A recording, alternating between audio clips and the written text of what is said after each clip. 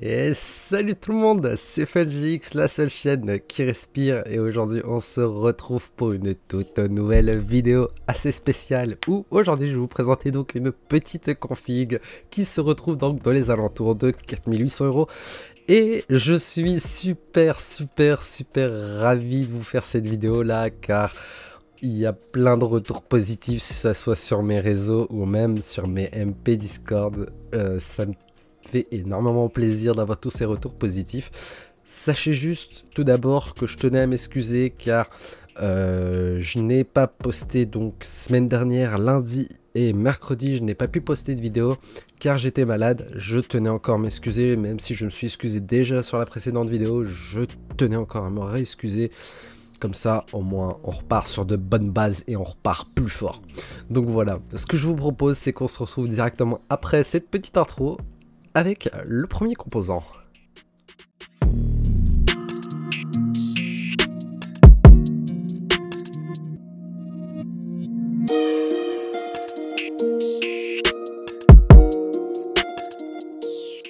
Donc nous revoilà les potes face au processeur, le Intel Core i9 14900KF, processeur donc cadencé à 3,2 GHz, overclockable jusqu'à 5,8 GHz.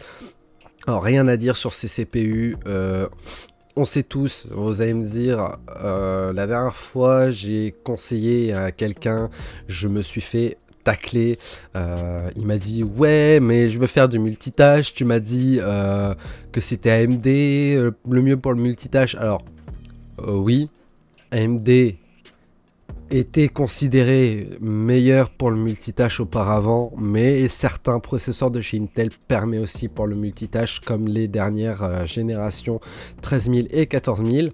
Là pour le coup c'est une génération 14000, donc la dernière de chez Intel pour l'instant.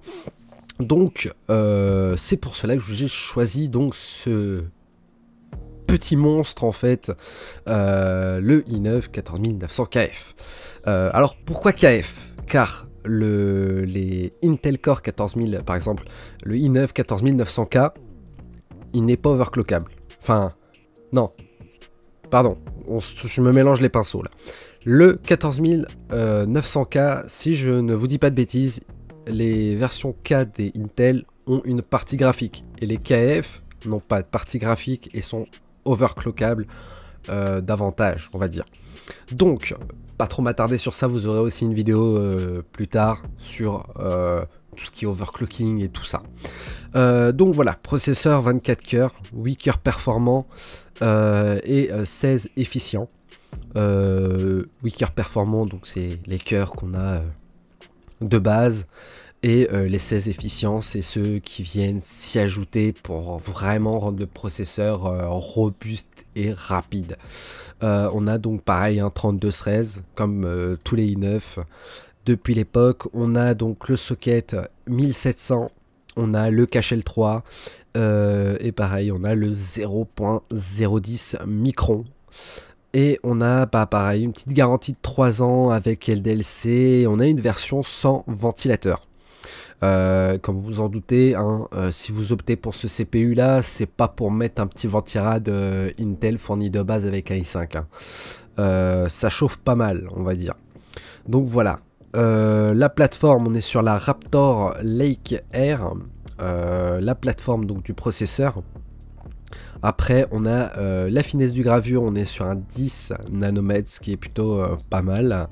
Et au niveau du TDP, on est à 125 watts, donc ça consomme plutôt pas mal pour un processeur, vu qu'on a chez AMD, j'ai l'habitude de tourner dans les alentours de 75, entre 70 et 100, hein, grosso merdo. Je donne ça vraiment à la louche, hein, mais je monte jamais plus de 100. À plus de 100 watts avec mon CPU. Voilà. Donc pareil, hein, compatible les chipsets compatibles avec ce CPU B660 Express, H670, Z690, Z790, B760 et H770 Express. Voilà.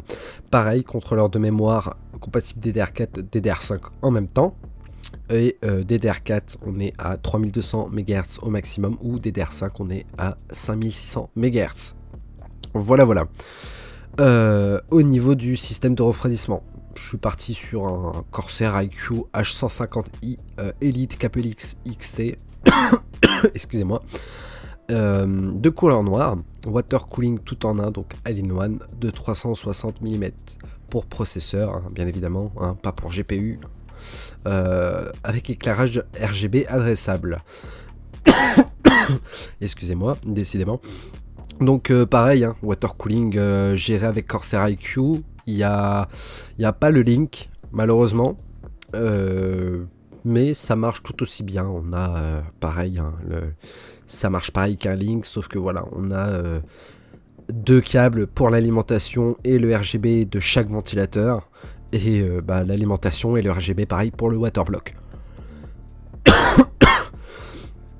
Au niveau de la carte mère, je suis parti donc sur la MSI Mag Z790 Ice, donc carte mère EATX cette fois-ci, hein, grosse carte mère, hein, quand même. Pareil, socket 1700, Z790 Express, on a 4 slots en DDR5, on a le fameux M.2 PCI Express 5.0, de l'USB 3.2 Thunderbolt 4, ce qui est plutôt pas mal ça, cette option, depuis que j'ai les pieds là-dedans. Le jour où je vais devoir malheureusement quitter le Thunderbolt 4, je ne sais pas comment je vais faire, mais franchement quand on voit la différence avant et avec le Thunderbolt 4, franchement je peux vous le garantir qu'il y a vraiment une sacrée différence. Déjà que ça soit au niveau du transfert, hein, transfert de documents, de photos, vidéos, fichiers, peu importe, ou même recharger, hein, moi personnellement qui a le 13 Pro Max comme téléphone, je recharge mon téléphone avec un câble Thunderbolt 4 avec le Lightning, et franchement rien à dire. Alors oui, c'est pas un câble Apple, c'est un câble que j'ai acheté directement chez Amazon, mais je sais que les derniers iPhones, comme l'iPhone 15 et les iPhone 16 qui sont sortis il y a pas longtemps, ont des câbles spécifiques que Apple ont fait pour emporter le fameux Thunderbolt 4 qui est mais le type du top. Donc voilà, PCI Express 5.0 16X encore, hein. Le LAN, donc LAN, c'est pour la sortie Ethernet en 2,5 GBE, et on a une petite particularité sur cette carte mère qui est plutôt pas mal. Donc pareil, hein, Wi-Fi 6E, pas de Wi-Fi 7 malheureusement. Par contre on a le Bluetooth qui s'y emmène, en plus le 5.2. Donc pareil, un carte mère assez sobre une fois éteint. Allumé, on a un peu d'RGB ici sur le système de refroidissement du chipset. On a ici le logo MSI, donc le fameux dragon, le slogan d'MSI qui est rétroéclairé. Ensuite, là, on vient en fait nous mettre un gros dissipateur ici pour les PCB, juste en haut, avec la petite signification, donc Meg, leur série Meg. Comme vous pouvez le savoir, il y a Mag, Meg, et il y a encore plein d'autres séries chez MSI. Pour le coup, sur cette carte mère, on n'a pas les slots du CPU qui se trouve donc sur la droite, enfin pardon, sur la gauche de la carte mère, mais sur la droite, tout en haut, des slots, donc enfin des slots de RAM, donc là qui sont juste en bas, bien évidemment, hein. On retrouve la RAM, donc DDR5 ou DDR4. Non, pardon, là pour le coup c'est du DDR5 pour cette carte mère, ouais, DDR5. On a ici donc un CPU fan, on a ici un emplacement pour SSD NVMe, on a un petit connecteur, un poste, moi j'appelle ça comme ça parce que c'est noté comme ça sur les cartes mères, mais vous appelez ça comme vous voulez. Je sais qu'il y en a qui appellent ça des afficheurs, des postes, enfin bref, c'est un afficheur si vous voulez de code d'erreur au cas où, ou pas, hein, peu importe, mais ça permet en général d'afficher les codes d'erreur s'il y en a. On a donc le fameux socket M1700, on a la connectique 24 broches pour l'alimentation de la carte mère. On a les fameuses diodes donc pour le CPU, la RAM, le boot et le BIOS. On a un pompe fan, un 6 fan, on a pareil encore une fois le connecteur donc 3.2 3.2, ouais pardon, pour le type C du front panel. On en a deux même, à ce que je vois. On a donc deux USB 3.0. Nous sommes vachement gâtés sur cette carte mère au niveau des USB. C'est pour celle-là que je l'ai sélectionnée. Déjà pour ça et pour ce nombre de connectiques aussi qu'on retrouve plutôt un peu partout étalé sur cette carte mère, c'est franchement pas mal. Donc voilà, au niveau des SATA, on en a 6. On a un RGB 5V, on a ici le front panel, on a un autre ici, c'est le power. Alors je sais pas si ça permet aussi pour le front panel, mais ça doit être le même que celui d'à côté. On a là un RGB 12V, on a après ici tout plein de connectiques qui bon nous permettra de connecter d'autres produits, mais bon généralement c'est très rare qu'ils sont servis sur la plupart des configs. Ensuite on a bouton reset, bouton power de la carte mère au cas où si on souhaite flash le BIOS, j'en reviendrai un peu plus tard sur la présentation de la carte mère. On a ici donc deux USB 2.0, on a ici deux interrupteurs qui nous permettra donc de soit allumer les LED du dragon ou des petits diagrammes du logo Meg si on le souhaite ou non. Après, comme vous pouvez le voir, on a un second pompe fan, on a après tout plein de 6 fans ici aussi, et on a après un ancien CPU, CPU fan, 6 fans, enfin un PWM d'ancienne génération avec 3 pins. Alors, je ne sais pas qu'est-ce qu'il fait là. Moi généralement voilà, moi je sais que le waterblock le waterblock de mon water cooling est alimenté sur un CPU, un PWM 3 pins. Je sais que je l'alimente sur un CPU fan de ma carte mère et c'est un 4 pins, ça marche tout aussi bien. On a ensuite l'HD audio, on a un autre RGB, mais cette fois-ci c'est du 12V. On a après ici la possibilité donc de mettre un SSD NVMe ici, on en met deux ici aussi si possible, si on le souhaite bien évidemment, et on a un autre emplacement ici. Après on a toutes les connectiques, donc PCI Express CXX 5.0, donc de l'alimentation de la carte graphique. Au niveau donc de l'arrière, au niveau de la plaque IO Shield, qu'est-ce qu'on a? On a donc, voilà, la petite particularité de cette carte mère, c'est les deux connecteurs Ethernet, donc 2,5G, qui est plutôt pas mal, car généralement on en trouve un de 2 et un autre de 2,5. Alors là, je trouve qu'ils ont été overkill, mais c'est très bien. Moi, si j'ai ça sur ma carte mère, personnellement, je suis preneur. Après, à part ça, on a donc 3 USB type C, donc l'opportunité aussi donc de flasher le BIOS avec un USB 3.2 à 3.0, excusez-moi, on en a pas mal, hein. Comme vous pouvez le voir, on en a 4, 5, 6, 7 au total, mais il y en a un qui nous permettra aussi de flasher le BIOS grâce au bouton qui se trouve juste au milieu, ici, marqué BIOS. Donc ça nous permet en fait de flasher le BIOS. Vous installez en fait votre mise à jour BIOS sur une clé USB, vous branchez votre clé USB ici, vous appuyez sur le bouton et la mise à jour du BIOS se fait automatiquement et toute seule. Après on a le Smart bouton et le Clear CMOS bouton. Pareil, hein, je ne vais pas vous raconter ce que c'est. Hein. Clear CMOS, ça permet de réinitialiser le BIOS, enfin de reset. Grosso merdo, ça permet de réinitialiser le BIOS. Donc voilà, on a après des mini DisplayPort ici, on a la fameuse connectique, donc Wi-Fi 6E pour la petite antenne qui nous est fournie juste là, avec MSI, et on a après les connectiques, donc jack femelle.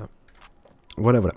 Au niveau de la RAM, je suis parti cette fois-ci pas sur de la Corsair, pas sur de la Crucial, non, je suis parti sur de la G-Skill Trident Z 5 Neo RGB Series, donc 32 Go de RAM, hein, avec cette config, c'est amplement suffisant. Après, rien ne vous empêche de passer sur de la 64, hein. Rien de mieux qu'une putain de kit de 64 Go en dual channel, franchement.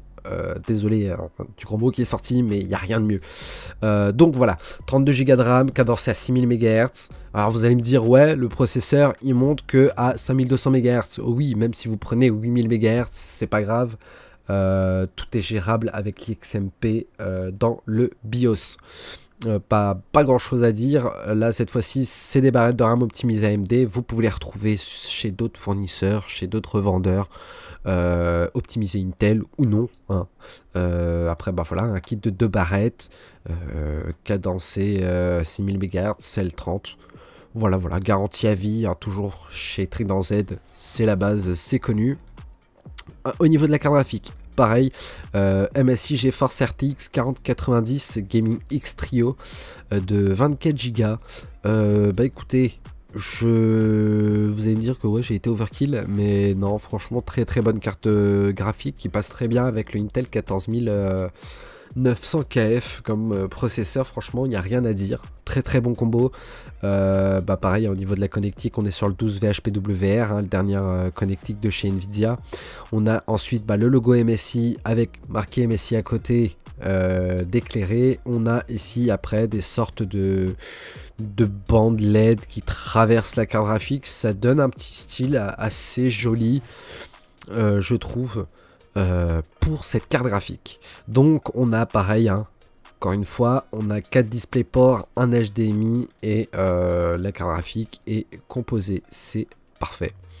Au niveau donc du stockage, j'ai choisi là pour le coup un Samsung 990 Pro en M.2 PCI Express NVMe de 2 Tera avec dissipateur. Alors pourquoi j'ai pris avec dissipateur? C'est au cas où je sais qu'en fait il y a des gens qui préfèrent mettre les dissipateurs de leur carte mère. Ça marchera tout aussi bien qu'un dissipateur fourni, hein, pour le coup, mais pour ceux qui veulent garder le dissipateur du SSD, bah, vous pouvez, rien ne vous empêche de le garder tel qu'elle est une fois livrée, quoi. Voilà, donc là pour le coup je suis parti sur 2 Tera, 4 Tera je trouvais ça un peu overkill. Après, bon, voilà, hein, c'est libre à vous, pareil, hein, vous prenez avec dissipateur ou non, ou avec 2 Tera ou 4 Tera. Voilà. Donc, au niveau du boîtier, je suis parti sur le Corsair iQ 5000T, boîtier moyenne tour, même si, bon, à la taille qu'il fait, j'aurais plutôt dit grande tour, hein. Très bon boîtier, très satisfait de ce boîtier. Il me rappelle un peu le Asus GT 502. Il n'a pas le même système d'ouverture, mais il a quasiment les mêmes caractéristiques. Donc pareil, l'opportunité de mettre des ventilateurs en haut, en bas, en façade, sur le côté. Mais là pour le coup, bah, c'est pas à l'intérieur, mais c'est à l'arrière. Et pareil, enfin oui, à l'arrière donc de la config. On a aussi, comme vous pouvez le voir, l'opportunité de mettre 3 disques durs, hein, SSD ou non, en 2 pouces et demi, 2 disques durs 3 pouces et demi. On a l'emplacement donc de l'alimentation qui se trouve ici. On a l'alimentation RGB donc pour les ventilateurs fournis avec, et pour aussi gérer donc les LED RGB Corsair IQ qui sont donc installés en haut et en bas du boîtier, comme vous pouvez le voir. Voilà. Et au niveau donc de l'alimentation, pareil, hein, j'ai changé, je suis parti sur la Seasonic Vertex GX 1200, donc une alimentation full modulaire, 2200 watts, certifié 80+ Gold, avec les dernières caractéristiques, dont le fameux connecteur 12 VHPWR, qui nous permet donc d'alimenter les dernières cartes graphiques de série 4000. Pareil, hein, pas grand chose à dire, hein. Y a le CPU, il y a le PCI Express, il y a le motherboard, donc la carte mère. On a aussi les Molex et le SATA qui sont juste ici. Voilà. Donc voilà les petits potes, j'espère que la vidéo vous aura plu. N'hésitez pas à lâcher votre plus gros pouce bleu, à vous abonner si ce n'est pas encore fait. Tous les liens de la config sera en description. Si vous avez des questions, des demandes ou autres, peu importe, n'hésitez pas. Le serveur... pardon. Le serveur Discord est présent aussi pour ça. Donc voilà, au niveau des lives, je compte les reprendre dans pas très longtemps. Donc là, la vidéo, elle va sortir lundi. Au moment où elle sort, juste 1 heure après la sortie de cette vidéo-là, je serai en live. Donc, n'hésite pas à me rejoindre en live. Voilà. J'ai oublié ce que j'allais dire. Non, c'est bon, tout est bon, donc voilà, n'hésite pas, enfin si je répète peut-être, mais n'hésite pas à rejoindre le serveur, si t'as des questions, des vidéos, enfin même t'as envie de poster ta config, ta magnifique config, t'as envie de la poster sur le serveur, mais viens la poster sur le serveur quoi, tu cliques, tu rejoins, tu acceptes le règlement, et puis tu postes quoi, tu postes quoi, voilà. Bon allez, c'était FunGX et moi je vous dis ciao à une prochaine vidéo.